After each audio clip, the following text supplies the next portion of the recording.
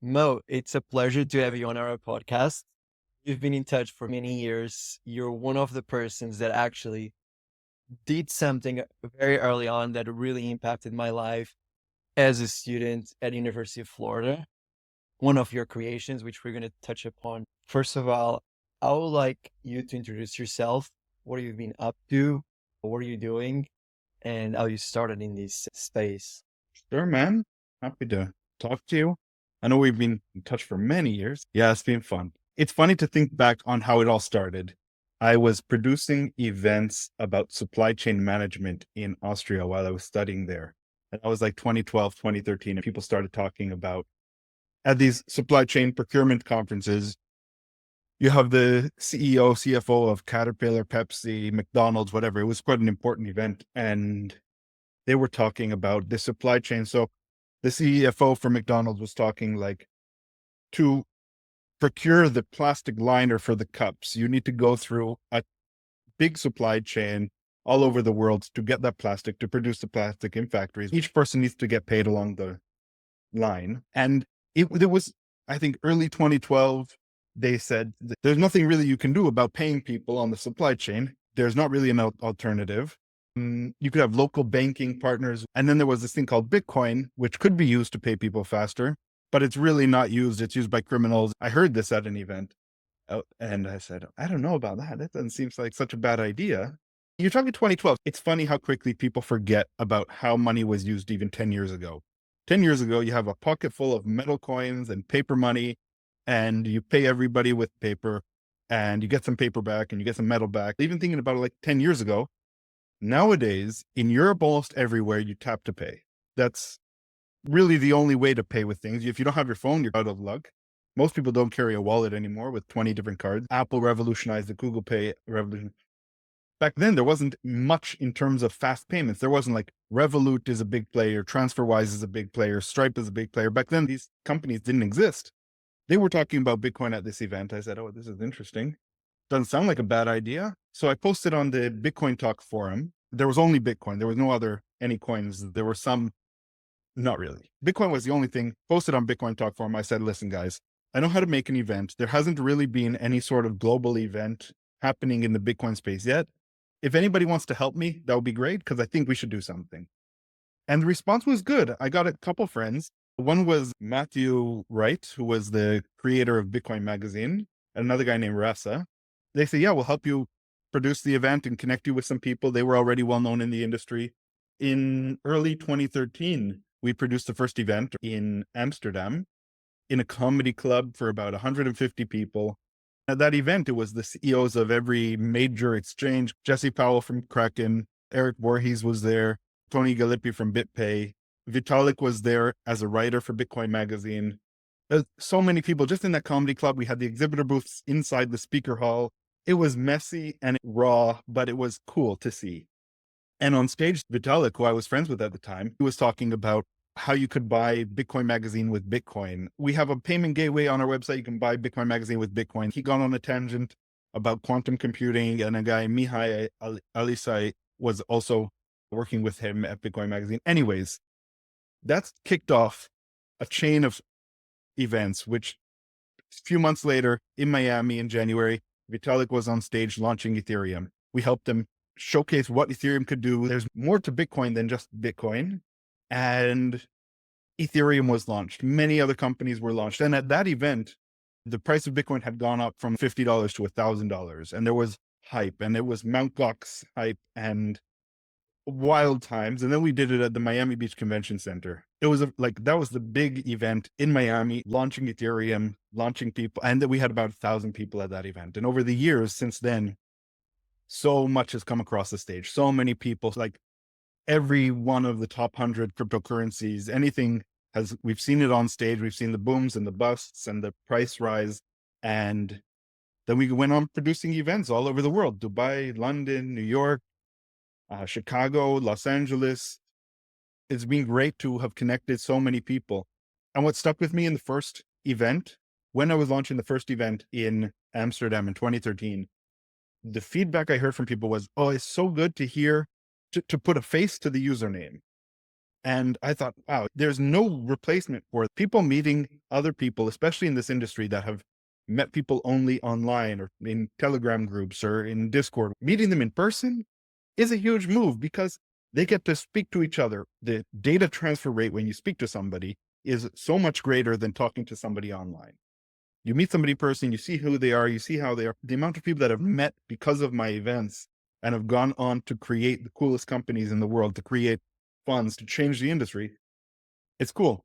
Every event, and other events too, they accelerate the speed in which Bitcoin and cryptocurrency in general are adopted globally. People meet, people work together, people do hackathons, and the industry evolves. There is a direct result from events to the industry getting better. Fascinating work.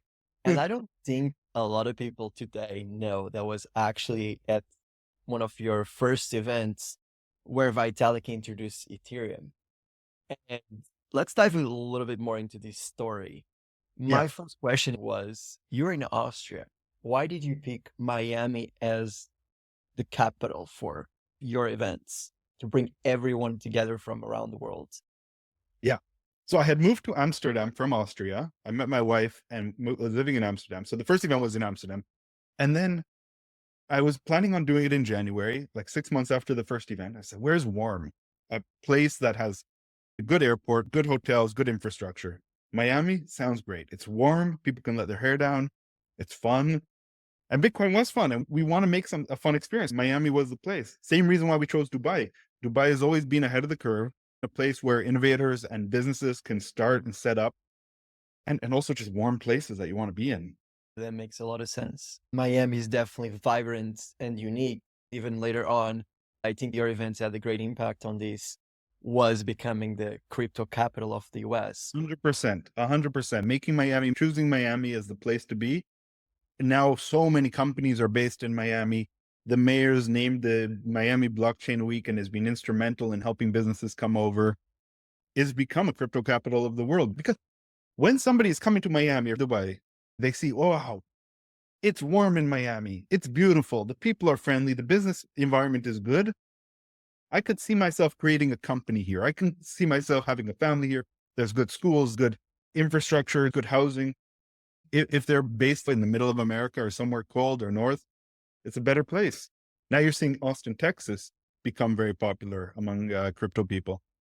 But I think the move has been over the last 5 years where the developers will go to Texas and the finance pros from New York will come to Miami.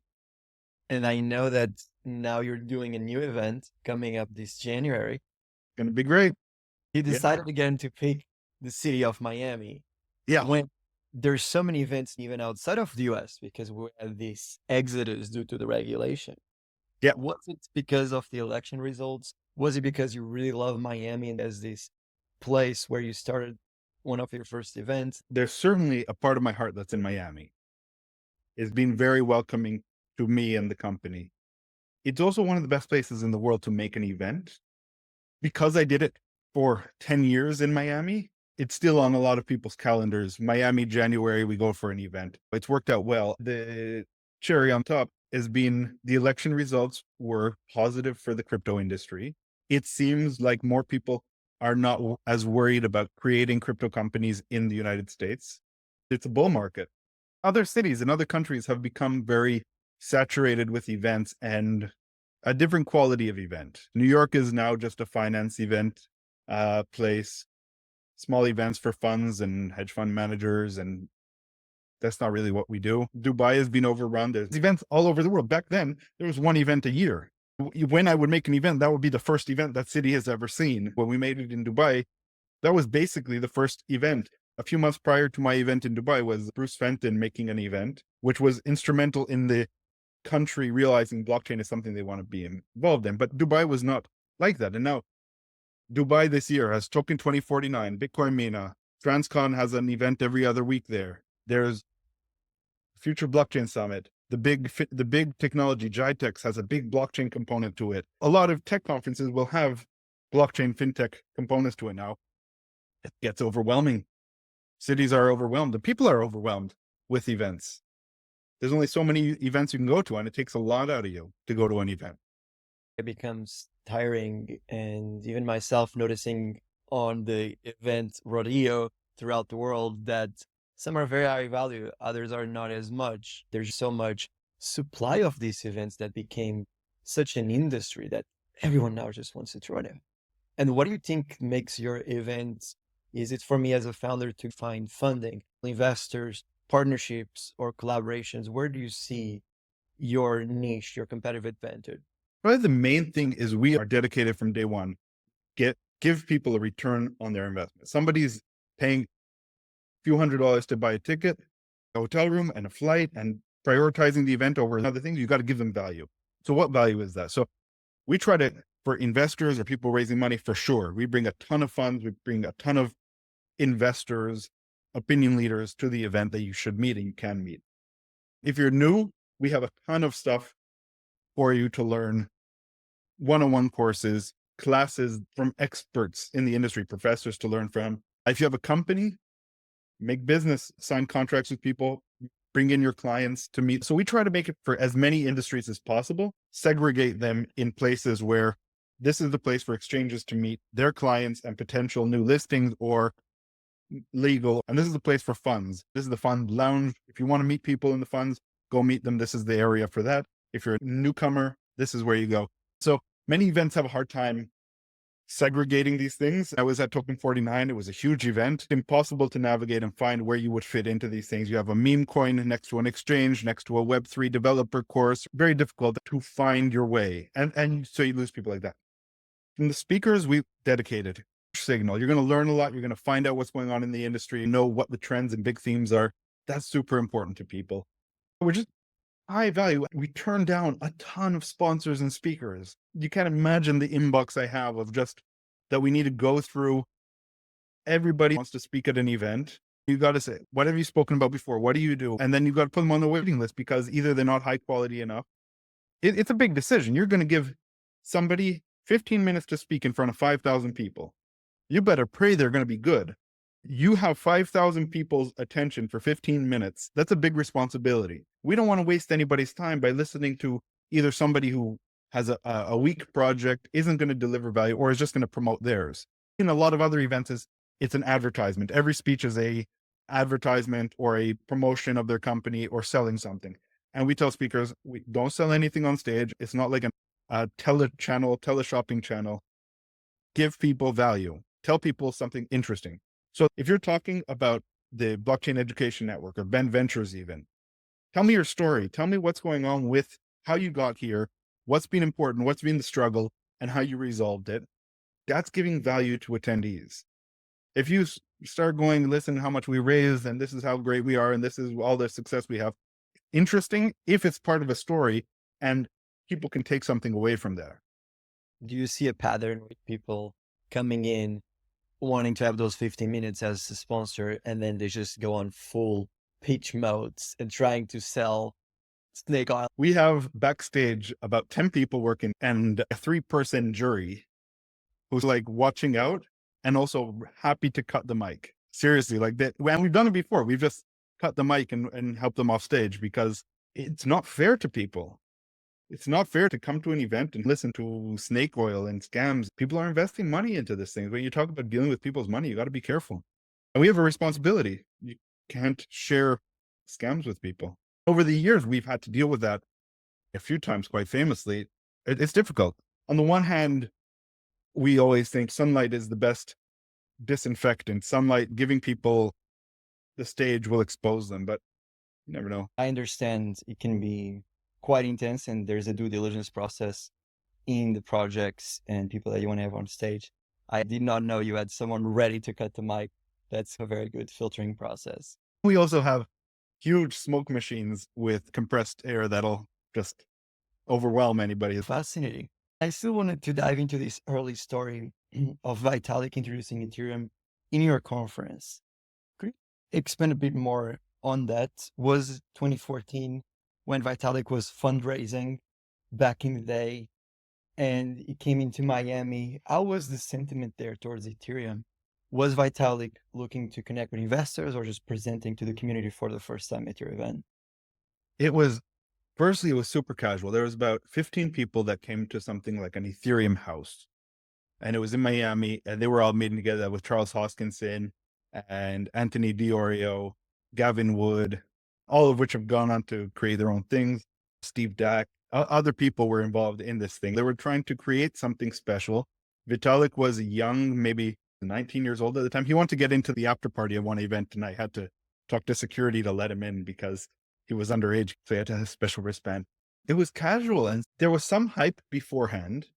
People were expecting something really big from Vitalik. He got on stage in front of a packed standing room only crowd and gave a speech that changed crypto and changed the world forever. His plan was for Ethereum. And there was also a lot of hesitation because the only thing was Bitcoin. Hearing somebody talking about virtual machines and something faster than Bitcoin, and it didn't launch. It wasn't created yet. It was, we're raising money. We're going to have a token sale for the next 90 days, 25 cents a token. We're trying to raise as much as possible. People thought, okay, this is vaporware. This is nothing. This is just a scam. But then afterwards, he was ambushed by 50 or 100 people wanting to know more, how to get involved. This sounds like the future. And it really was. It changed blockchain technology forever. And that must have been quite an amazing process for you. Have been with him in Amsterdam at this event. He was just writing for Bitcoin Magazine. Yeah. And within a short time frame, it comes in with a project with this massive vision. He was so humble, and was even during the event, he was just selling Bitcoin Magazine for $5 at a booth. I have some funny pictures of just Vitalik sitting around selling. He has a little bag full of money, and he's selling each to people. Buy a Bitcoin Magazine for $5. Later that day, he went on stage and changed the world. Pretty cool. Not sure if you have any videos from that moment, but it'll be amazing to rewatch. There's videos online. Something I noticed that really enjoy that part, because even for me as a student, not knowing anything about crypto, I was able to go and talk with a big hedge fund manager or a big tier one VC. And I'm like, you do this? Does this really exist? And he's like, it's cool. It's casual. Yep. And to me, it was an expansion in my mind that I could never get in traditional education or in college. We make sure to tell the speakers, be prepared for something afterwards and be friendly and warm. There's no space at my event to be arrogant. A lot of people are new in the industry. And again, the amount of cool things that happen from it. You were at an event for the first time, meeting amazing people, and it changed your life as well. That story should be for as many people as possible. That's great for the industry to give people an opportunity to grow their network, to have their voice heard, to build something. And you're at the right place to meet the right people too. Absolutely. And like for students, generally, since day one, students have come to the event for free, always. There's no question. If you're a student, come to the event for free, learn. And the amount of students that have come through the events and have gone on to build amazing things has been tremendous. It's amazing. And the industry is 10 years old now. So people have come to the event in 2015 and then 2018, built a company, joined a company, lots and lots of stuff. It's really cool. yeah, you mentioned students, and I actually remember prepping everything beginning of the semester in spring to go down to Miami. I was going to take the car. You guys go to Airbnb, hotel, everything is figured out. And everyone like getting ready for this field trip. That was Bitcoin Rails. Yeah. It's so fun. And it's a legendary experience in college. If you're ready, willing to build something and join a community, you're welcome at our event. You can help out if you want to volunteer. If you want to just meet people, we'll help you with that. That's what it's all about. Yeah, absolutely. And that's something definitely in particular that you have honored throughout the years. And I can attest that you always let students in for free, because it can be hard to afford attending these events or going to a different city when you're in a budget in college. And I think your events were also always very aware of these parts and the accessibility to the public. Yeah. Oh, and we're not looking to squeeze every dollar out of everybody to come to an event. We don't have investors. We don't have a board of directors that are making sure that every dollar is accounted for. We're looking to make impact. And the way you make impact is getting good people there. Students are really hardworking.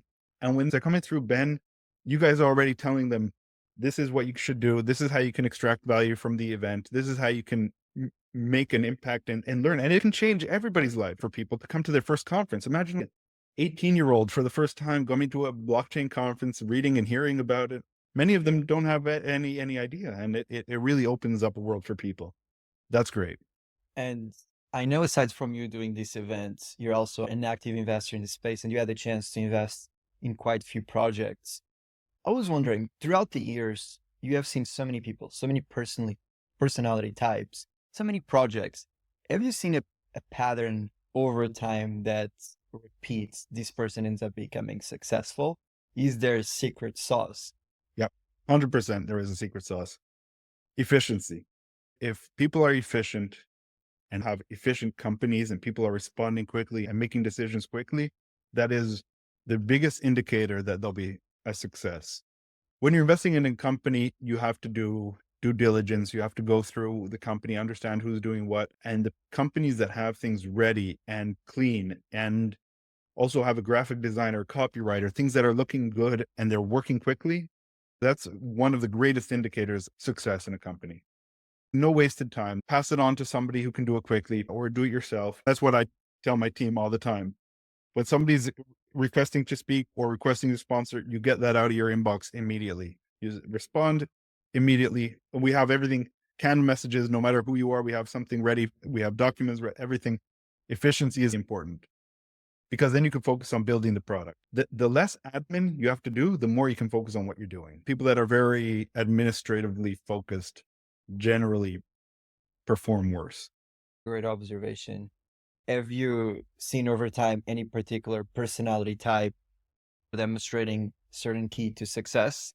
We deal with a lot of personality types in this space.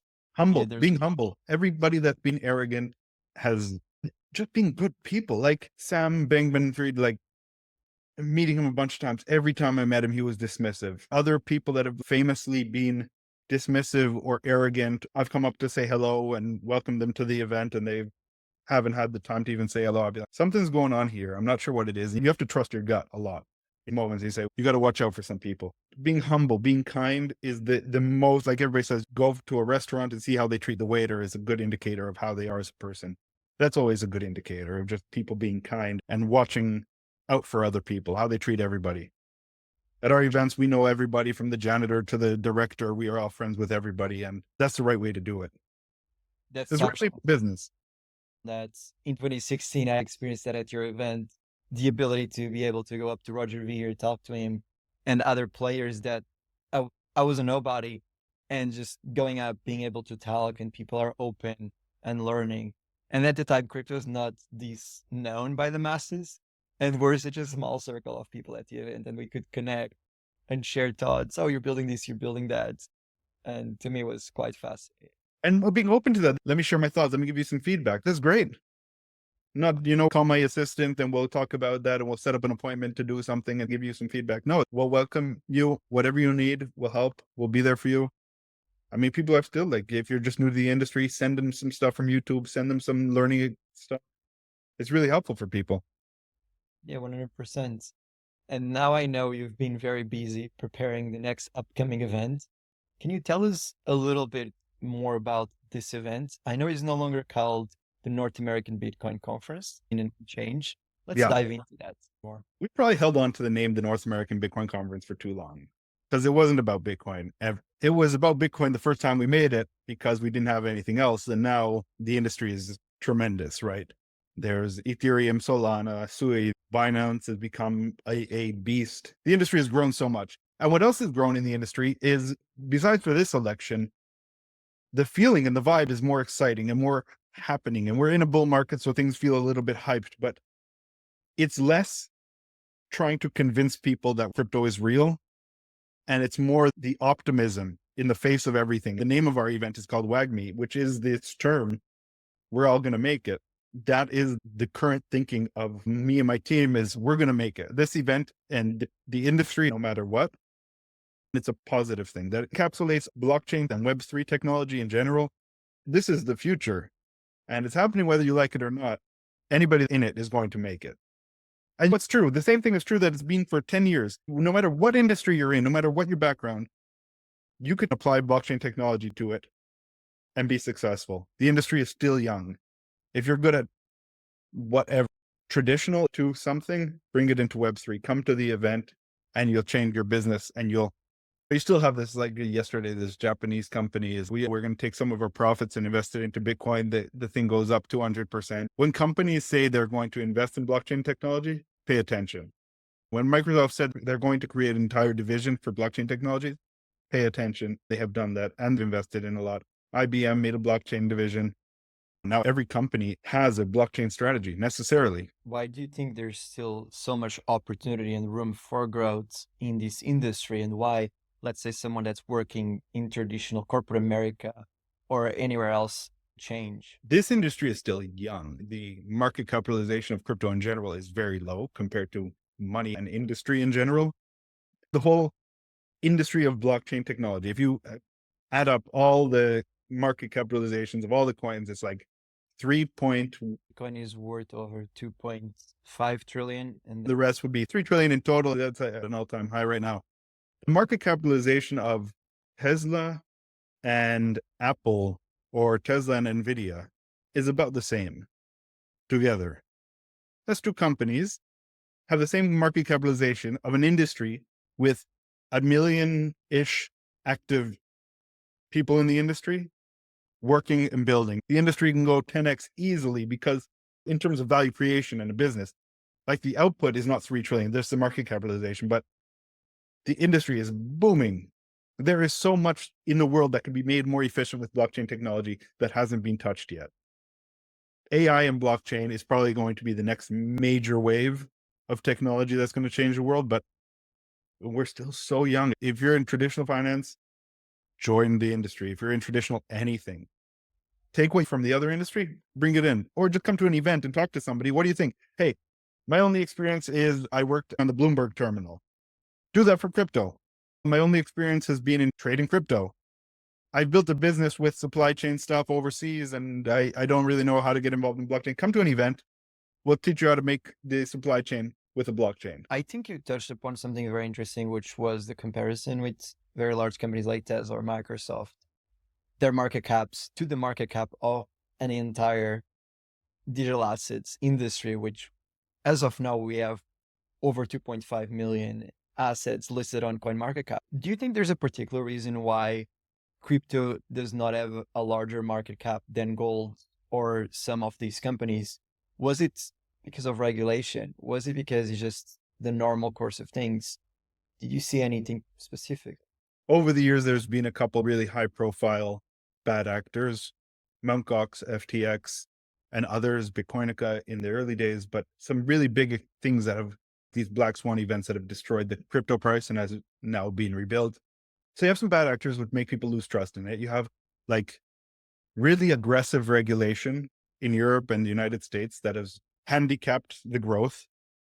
If you want to make a company, if you want to make any company, crypto or otherwise, you want to make that company and open that company in a good environment where you don't need to worry about it being closed down, getting arrested. You don't need to worry about not being able to provide for your family. You need to make it in the best environment possible. Crypto companies have tended to go to places like Miami and New York. Everybody left. Going to Texas now is very open.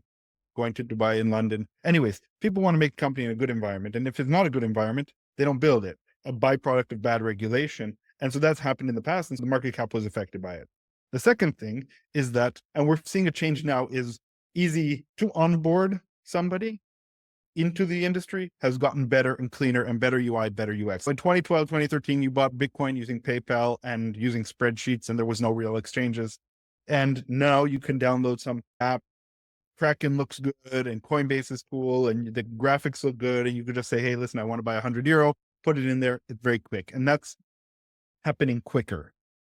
To be able to do big transfers, you need quite a bit more KYC, or for businesses, KYB is more difficult. Those on-ramps still need to be developed better and made better. That's been reducing the velocity of growth for the crypto industry a lot. I still see it.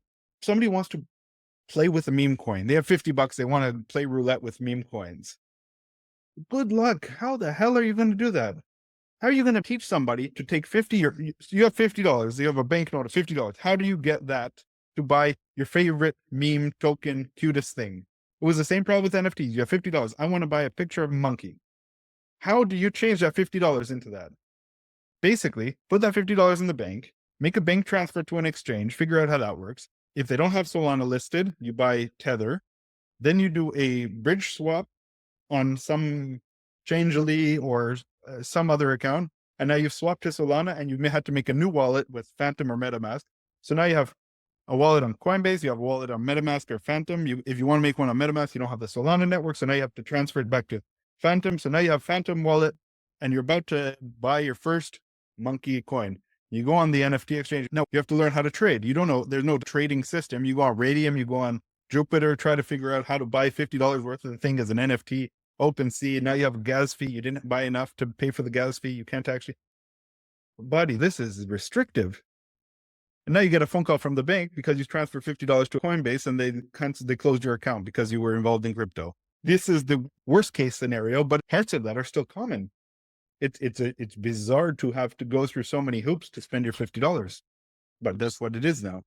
See a lot of friction and a lot to be built to onboard the masses and general adoption. So if I want to get more involved and be a WAGMI, what are the next steps? How do you suggest me to either apply as a speaker or as a student or just general reach? You come by, speak. It's all open for you. If you're new to the industry, get a ticket, go to wagmi.miami, WAGMI.miami. Look at the speakers, the best in the world, buy a ticket, be involved. You're a student, get a free ticket. You could either go through the Blockchain Education Network or we have a button to contact us if you're a student and we'll give you a ticket. If you want to sponsor, partner with us, send us an email. We've got a contact on the website to help you with that. If you want to volunteer at the event, come by. We're always open and welcome to anybody. Amazing. And what are the dates and the exact location of the event? The dates of the official event are 22nd to 24th in January 2025. What's good for the industry is another 20,000 people come to Miami, make events the entire week. We have events after the event. We have events before the event. It's blockchain week in Miami. It's everything in lights. It's amazing. I would hope you should probably come 18th, 17th to Miami, get over the jet lag, get over the travel, and then start going to events. All those events are going to be published on our website. Where is the location of your event? Downtown Miami.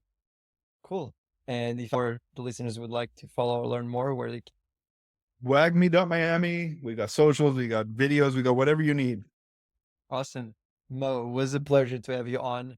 It was amazing to listen to all these stories and how you started so early on and brought probably over more than 1 million people together. Far. And we'll keep going. Accelerate the growth in this industry at a tremendous pace. My man. Thank you for all your work. Thank you.